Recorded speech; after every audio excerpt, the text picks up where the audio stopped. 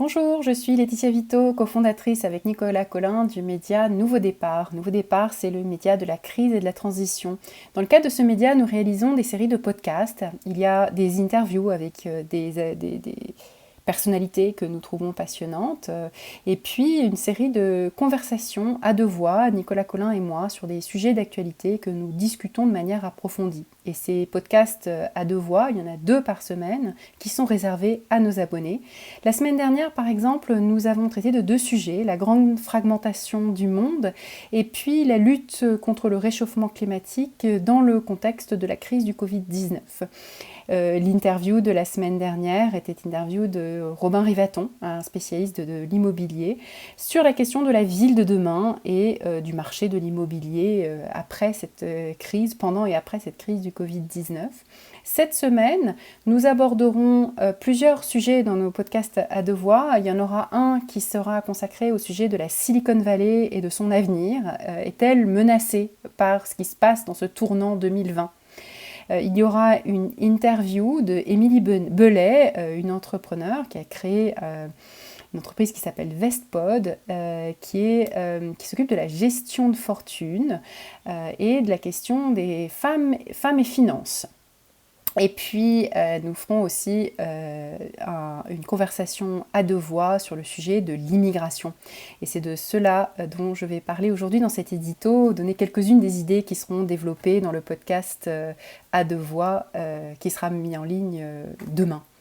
Alors, l'actualité est celle-ci. La semaine dernière, Donald Trump a passé un nouveau décret anti-immigration qui a mis fin à un programme de visa qui permet d'accueillir aux États-Unis des travailleurs très qualifiés, notamment dans le monde de la tech, des ingénieurs, etc. Donc c'est un visa qui s'appelle H1B et qui permet à des personnes hautement qualifiées d'avoir accès au marché américain. Il y a également des programmes de visa qui concernent des travailleurs saisonniers et puis par exemple des jeunes filles ou jeunes garçons au pair qui viennent aux États-Unis pour garder des enfants dans des familles dans le cadre d'échanges qui sont limités dans le temps. Donc tout cela a été arrêté.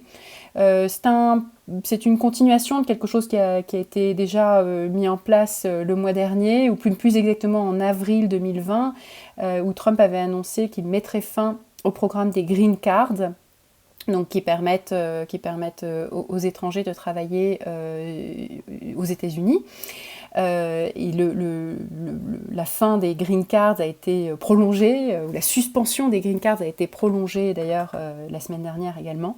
Donc pour l'instant, il n'y a plus aucune immigration légale qui aura lieu pendant toute l'année 2020. Donc ça a provoqué des levées de boucliers très importantes parce que les entreprises américaines ont besoin d'avoir accès à des talents étrangers, notamment talents qualifiés et travailleurs saisonniers.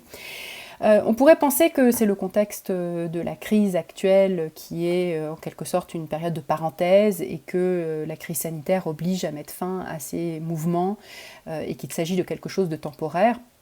En réalité, c'est un prolongement de ce qui est mis en avant depuis le début par le gouvernement de Trump et même qui était déjà un grand sujet de sa campagne de 2016. Pour rappel, en 2016, Trump avait été élu sur la promesse de construire un mur entre le Mexique et les États-Unis et avait une rhétorique anti-latino, anti-immigration, bien plus radicale que celle de ses prédécesseurs républicains. Donc il s'agit en réalité du prolongement de quelque chose qui est là depuis le début. En 2017, Trump avait déjà suscité une controverse lorsqu'il avait dressé une liste de pays musulmans desquels les États-Unis n'accepteraient plus personne. Donc il a mis fin à la possibilité à certaines personnes de certains pays de voyager aux États-Unis. Ça avait déjà choqué beaucoup d'Américains et puis beaucoup notamment d'entreprises de la Silicon Valley.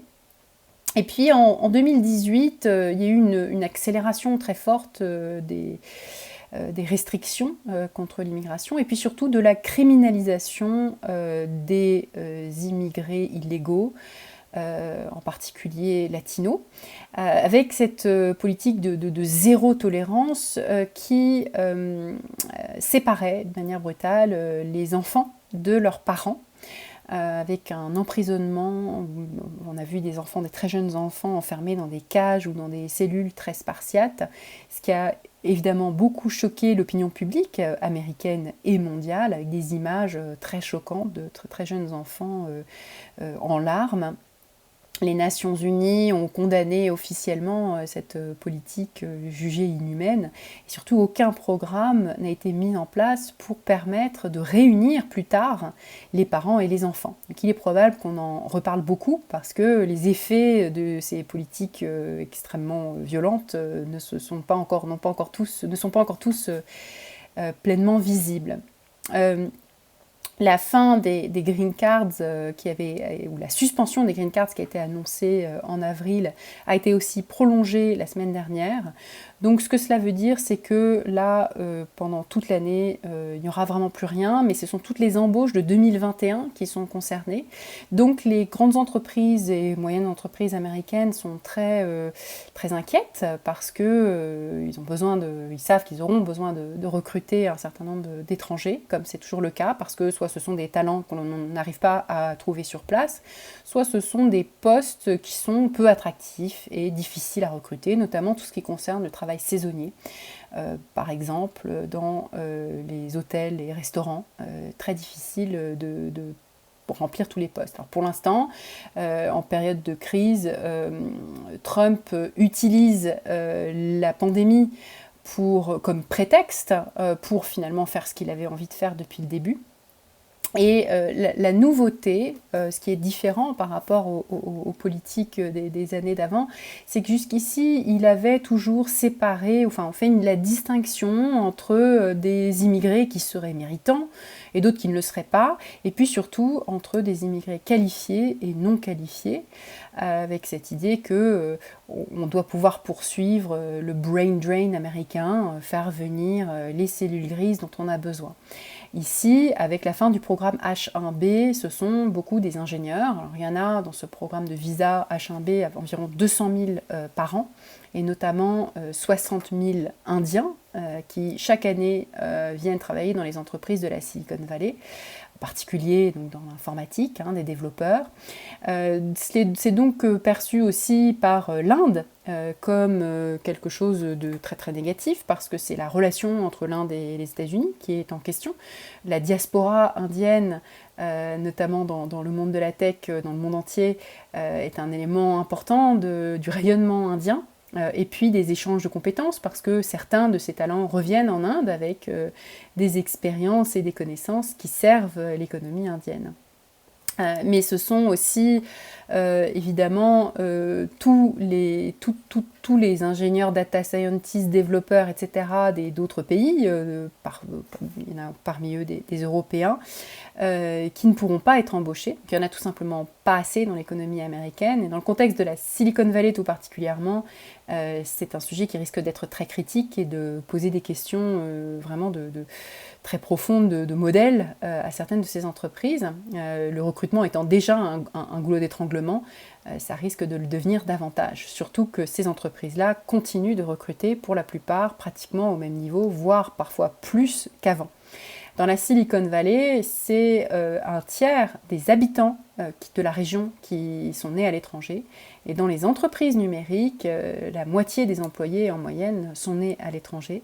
Parmi les fondateurs de start-up qui sont valorisés à plus d'1 milliard de dollars, c'est-à-dire les fameuses licornes, c'est un fondateur sur 2 qui est né à l'étranger, avec encore une fois une surreprésentation notamment des Indiens, un petit peu des Chinois aussi, et des Européens. Par exemple, il y a aussi beaucoup de Français qui sont des fondateurs de start-up et d'entreprises numériques dans la Silicon Valley.